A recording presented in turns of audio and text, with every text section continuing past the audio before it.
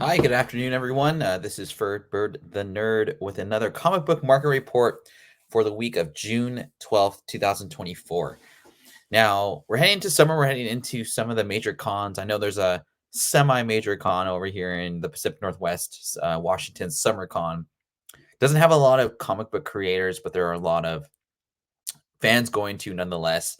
And they're possibly, like myself, are trying to get rid of some comic books they maybe don't need or don't want anymore, liquidating those books to try and pay for the cons, for either tickets, for gas, for meals, for comic books to purchase or to bring and get signed at these different cons. I think on the show yesterday we were talking about San Diego Comic Con coming up, and a lot of people, kind of trying to get rid of their stuff to pay for these cons that are every year are getting more and more expensive with inflation, with the popularity of nerd fandom. It's getting pretty pricey to attend these shows. And what always happens with the comic book market is you'll see a little bit of a dip going into these cons because people again are trying to get rid of stuff and to pay for these trips. So I'm not sure if this current market report for this week has an effect on that. Like if you are selling now, are you selling at a lower end? Again, I feel like March was kind of the dip in the comic book market from just recent sales that I've seen. May was a pretty strong month, to be honest. I saw a lot of very strong sales. And, based off kind of my own experiments with books I got hot back in, the past year, they've cooled down quite a bit. And again, I'm not sure if that's indicative of the cons coming up and, just people trying to pay for those events. But nonetheless, we'll get into it. And about 2 minutes into this recording, I want to say thanks again to everyone who supported the channel over the past year and a half. Pickles and I, we worked really hard to get this show going. Well, he actually doesn't do shit. I do probably most of the stuff, but I got to be a little nice to him. Just kidding. And just like, support to from the guys that are on the show every Sunday with us. I know they have busy schedules. Fedora has 2 jobs. Darth Lopez has just joined us, and he's been a fantastic addition to the show. He brings a very calm demeanor to the show that I think is really good for the both of us, or for all 3 of us, I should say. And we'll keep doing the show as long as I have time to do it. I'll keep doing these video game market reports. I feel like it's helped the community come to our shows and see what we have to provide as far as like collecting and what the current prices are for everything. But if you'll do me a huge favor, click that like button, tell your people to subscribe to the channel. We're past 2,500 hours for near that monetization, that cool 3,000 mark. It's going to take some time. It's going to take a lot of support from you guys. So I do appreciate all you guys do to support us, along with the Nameless crew as well, that we've been kind of kicking off those shows as well, every Tuesday or every other Tuesday when we have time to do those as well. And but yeah, without further ado, let's get into the market report for this week. A lot of current books that have caught a lot of heat lately. Seeing if they've cooled down quite a bit, and some have, some haven't. And also, those books that people always ask, well, what's a long-term hold? There's a couple here that were like a couple years old that have actually either increased in value. I didn't see a lot of sales for some of these books, but nonetheless, yeah, it's a good indication. I think these books are going to show a good indication of what people are looking for and what people are buying and where their money's going to. Without further ado, let's get into it. So first off, Spawn 350, the thank you variant. This is a groundbreaking record-breaking 150th issue of Spawn. I know a lot of people don't really read Spawn so much. Spawn is, indicative of the Todd Father being who he is, and it's synonymous with modern independent collecting. There's a lot of potential still with Spawn, regardless of 10 years, there's no, live action. Perhaps there's going to be a cartoon series coming up, but still the popularity of Spawn, not just with comic book collectors, but video game collectors. Fortnite, I want to say Modern Warfare had a skin for Spawn. People wear his t-shirts still. The brand Spawn is synonymous with Todd McFarlane. But nonetheless, $350 for a raw book, and $450 for a 9.8 CBCS. grade that went out a couple weeks ago. I'm curious if people are going to send this to CGC now with the JSA merger. I mean, who knows? But I feel like that's come down quite a bit. You're basically paying $1 an issue for this book. So I wonder if this is going to be a buying opportunity for people, or if this was just looked at like the cover's pretty cool. I feel like if you're a modern warfare fan, that you'll want to get this book, but it kind of looks gimmicky to me a little bit with the record-breaking 350th issue, just coming from a comic collector standpoint. But I'm not a huge Spawn fan, but I do respect Spawn. I still think the character still has like an impact in the collecting community, and people are still paying $350 raw. I don't know the exact way you could have got this book. Like I don't know if you had to like collect like 3 million Spawn 350s to get this book as a retailer incentive, Tom McFarlane's signature, but nonetheless, people are grading it, people are getting it, they're still paying 350 for it. I think that's come down quite a bit from when this book initially came out, but it might be a good up buying opportunity at 350 for raw. I don't like saying buying the dips on certain books or just in general. I think the comic book market is a little soft right now, and there's a lot of uncertainty with the years going forward with just the white hot decade that MCU, the Infinity Saga had. This next wave of Marvel characters just hasn't really caught storm. Especially with Shang-Chi. I don't really consider him part of like the Infinity Saga. He's like obviously phase 4. Pandemic Darling. This book, was 950 for 9.0 back during the pandemic, but 9,750 for 9.6. I feel like that's a little high actually, and I feel like you get a better deal for like maybe if you're gonna do like an auction, if you're going to 9.6 for $600, that might be a better sticking point, just because there's not a lot of news coming out with this. I mean, I guess you could say Shang-Chi is the Iron Man of the Asian MCU universe. He's the main character. He's the main guy when it comes to that Southeast Asian kind of persuasion. I did not intend to say that. A 9.0 sold for 276, so that kind of tells you that people are only wanting a premium for this book. If a 9.0 is going for 276, I'd probably pay like 225 for it. From my standpoint, I'm still trying to get a deal on this, just because there's not really any. Again, there's not a lot of news. I don't think the Shang-Chi universe really took hold, unfortunately. But I mean, I think everyone's just hoping that this next iteration, this phase 4 iteration of this MCU continuity gets better. And right now there's a lot of negativity surrounded by it, whether it be just the stories aren't very good or the characters aren't very strong, or the scripts aren't being written for these shows. Nonetheless, if you are in the market for a special edition Marvel 15, 96750, man, that guy didn't do too bad. Honestly, it's a beautiful cover, and one of my favorite characters of the MCU. Is one of my favorite movies, actually. I felt it was rewatchable. It was good stuff. Edge of the Spider-Verse #2, the land variant. Now, I don't know if this book. Give me one second. Okay, sorry about that. Yeah, Edge of the Spider-Verse #2, the land variant. Now, arguably, this is the #2 book to have after Miles Morales' first appearance, Ultimate Fallout 4. This, I believe, is a 1 in 25 book. I've never actually respected the price on this book. Just personally, I think it's a beautiful book. It's been homaged. It's been reprinted. There's a Mexico version as well. Sold for $22 this week.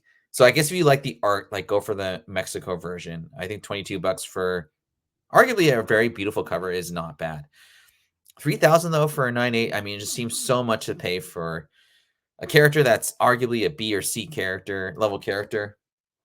I would say though, like as far as the future, this next generation of Gen Z characters, she's probably like the second best one after Miles. But I just think 3,000 is too much. There's a lot of risk. There's not a lot of upside there, in my personal opinion. And I feel like you could just get better variants for 9.8s. Like I would rather pay 3,000. Actually, take that back.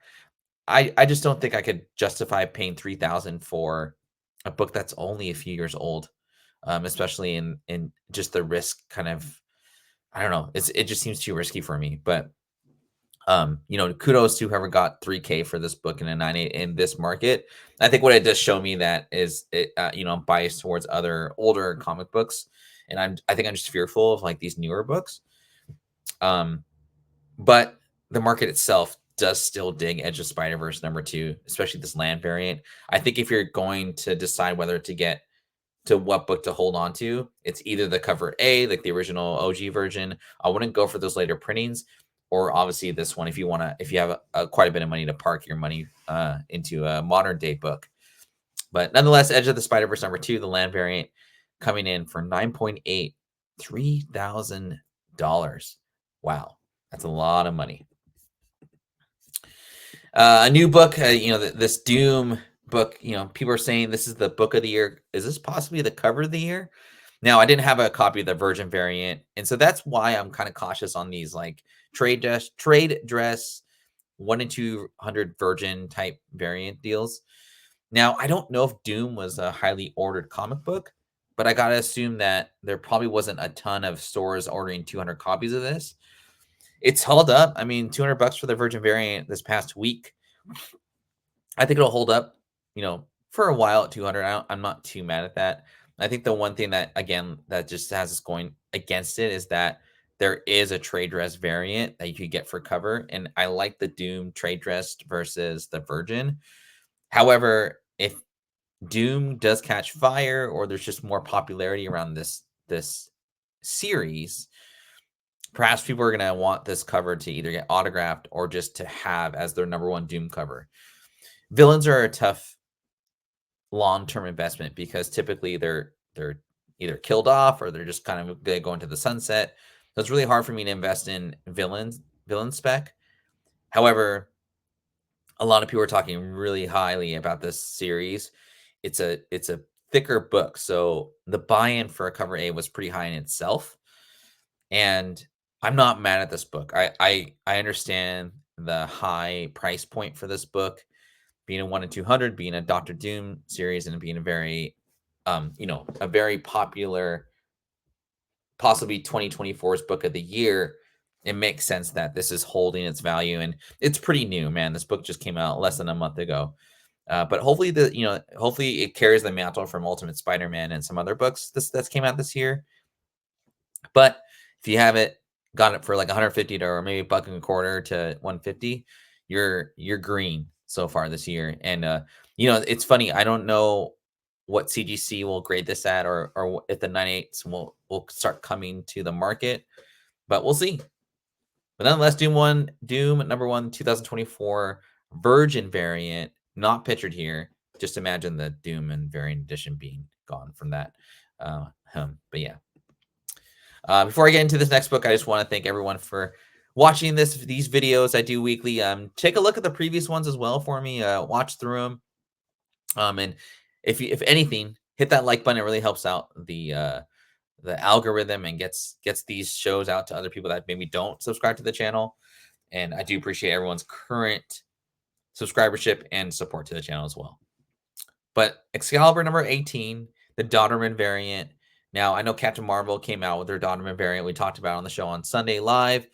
And this is obviously the Dodderman variant to get. This came out for Excalibur 18 a couple years ago. This series was actually a pretty fun series. I didn't mind reading it, but it tailed off. Orders, like, it got canceled really pretty quickly. Orders came in. I gotta imagine there's not that many Excalibur 18s, and especially people weren't ordering 50 copies of this. It's a beautiful cover. I think the Captain Marvel one actually speaks to me more, but this one ain't bad. And there's not a lot of rogue covers. I remember Darth Lopez was alluding to the fact that Psylocke out of all the X-Men was the most, had the most like covers, quote unquote. So the fact that there's an Excalibur 18 Dodderman variant with Rogue on the cover, it's pretty cool to have, if you ask me. Sold for $550 or $500 last week, best offer. I haven't seen any 9.8s go on the census, but I probably would say this could be like a top 10 decade cover, just because of the low print run. It's a beloved character that doesn't have a lot of variants, and Dodderman just hit it with these, these multiple character covers. I don't know. I think it's a safe bet to hold on to for the long run if you are a long-term holder of comic books. Definitely sell like a bunch of your Star Wars, what is it? Star Wars High Republic number 198 for $30 and just get this book, man.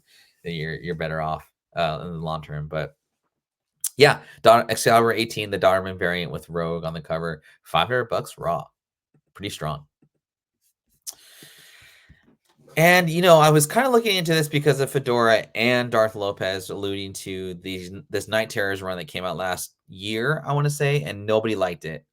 But if you're gonna spec on the low kind of print with DC compared to Marvel, no one really digging this series at all. Probably low orders as the series start to continue and phase out.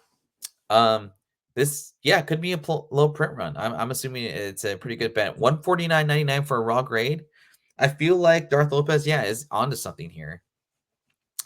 150 is probably like a little risky, but if you are wanting to put like good money into this Night Terror like ratio books, this is the one to get. That might be the going rate. I don't think people are going to sell for under 150. Like I just personally wouldn't do it.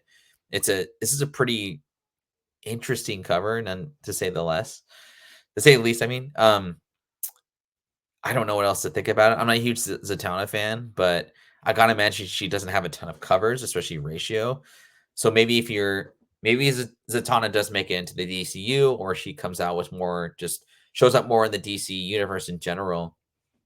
This might be a good cover to pick up for $150. It's a little too much for me, but everyone collects what they want to collect, and everyone speculates in different ways. So there you go, Night Terrors number Zatanna, the 1 in 50 variant, 150. Yeah, and some modern Grail goodness. New Mutants 98, the first Deadpool. I don't know. I put Deddy in there.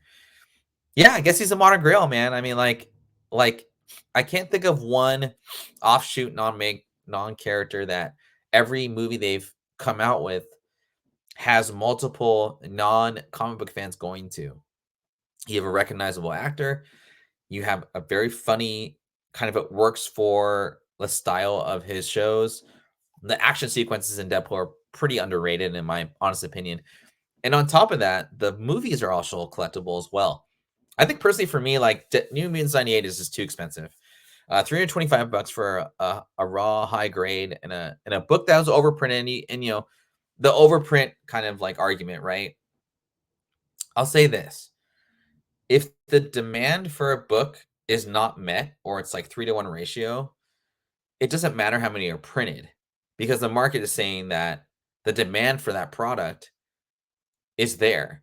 It's just like, Apple sells like how many iPhones a year, like 40 million or whatever it is, right?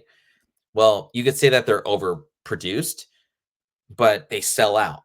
So that's kind of something to take into account, right? I mean, I know I'm comparing a collectible to a consumer device, right? But like it's the same kind of process.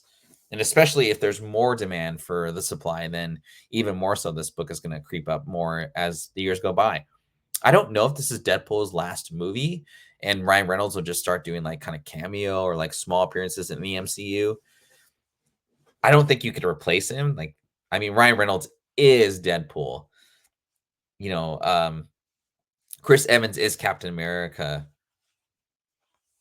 Robert Downey Jr. is Iron Man. That type of thing. He'd be really tough to replace, but he's getting a little bit older. Maybe he doesn't want to play Deadpool anymore. So that could have a negative effect on the value of this book going forward. However, before Deadpool was even a movie, people dressed up as Deadpool.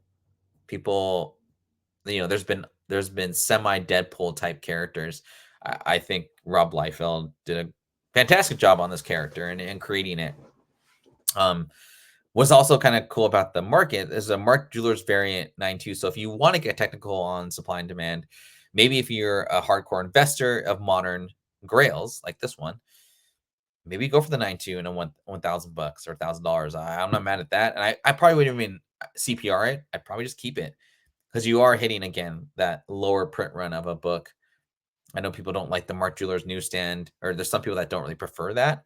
But yeah, I mean, you got to find rarity somewhere if you're getting a book that supposedly was over, highly printed. And those are collectors that are out there in that niche. So it works for them. But I think I'd probably rather go for, if I was investing in this, I'd go for the Mark Jewelers variant for $1,000. That doesn't seem bad to me. We're about 20 minutes into the show. Again, I want to thank everyone for watching the show and giving me your time, and a Wednesday middle of the week. Hit that like button, subscribe, share the link. Trying to get more subscribers for the show. We're almost at 700. We'll get there hopefully eventually. But yeah, next book, Teen Titans number 12. I remember, man, like this was like a creepy freaking comic book character. First appearance of Batman Who Laughs. I remember buying like multiple copies of this book and selling it for like $40, and I was like, oh man, that was a nice little run. But then, like, I feel like this particular Batman villain is gonna have more growth in the video game segment of of comic books. Sorry, comic book speculation. I guess it's gonna be really tough for him to make it into a live action. I really doubt that would happen. Possibly an anime show. I don't know how they would do that, but man, like this character, Snyder really hit it with this Batman Who Laughs. He's super dark, creepy. I know he's not really a new character because it's based off of a current one, Joker. But man, he really resonated with me. I wouldn't be mad at buying this for $37 raw. I think that's healthy because it did creep up quite a bit. I feel like this was like the null of the DC universe, at like Marvel, like null was to Marvel. But I think it's come down enough. I think $30 is $30 to $40 is good. I wouldn't be mad getting a 9.8 for $150. There's a couple of versions of this book. There's a second print that goes for quite a bit less. I think it goes for like 15 to 20 in raw. I don't know what goes for a 9.8, but yeah, Teen Titans number 12. I was kind of fun going back and trying to find the market prices for Teen Titans 12 because I enjoyed the character so much, and I really respected the emphasis that this character had during that kind of run with Batman and whatnot. So yeah, let's go to the next one. We only have a couple left. This is the last one. Really short video today, but again, I really appreciate everyone watching this video, and we'll come out tomorrow with a video game report. I want to hand this one on kind of a higher end, quote unquote, modern book. It is Star Wars. The Ahsoka show came out. Thrawn finally showed up. I remember when, what was it? Mandalorian season 2, I want to say, came out, and Ahsoka mentions, Thrawn. Everyone went crazy for Thrawn stuff. And I remember reading the novels back when I was a kid, and I thought Thrawn was like a really cool, character. That universe is really fun to read. But this book just shot up, man. I remember seeing a 9.8 go for like 6K back in the pandemic days, and raws were going for like 1,000 to 1,500. Which now 5.25 doesn't seem too bad of a drop. It corrected, but it didn't go like crazy. I couldn't find any 9.8s of this book.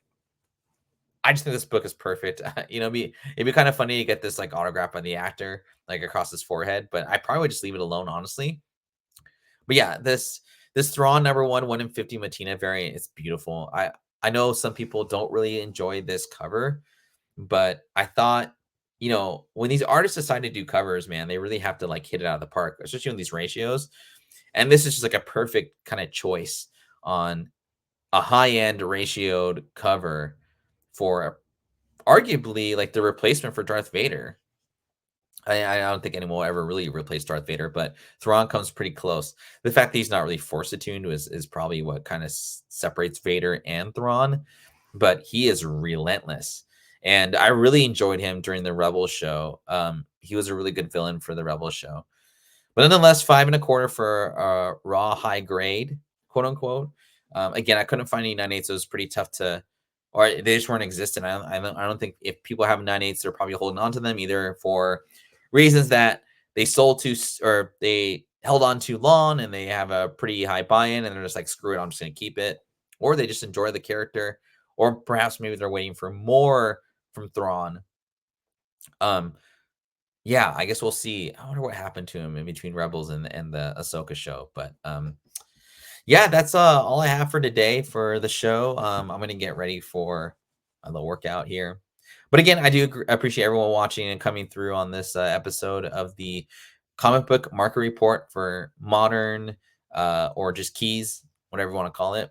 And tune in next time. Again, we'll be going on Sunday. I'll try and put a video game market report out later this week.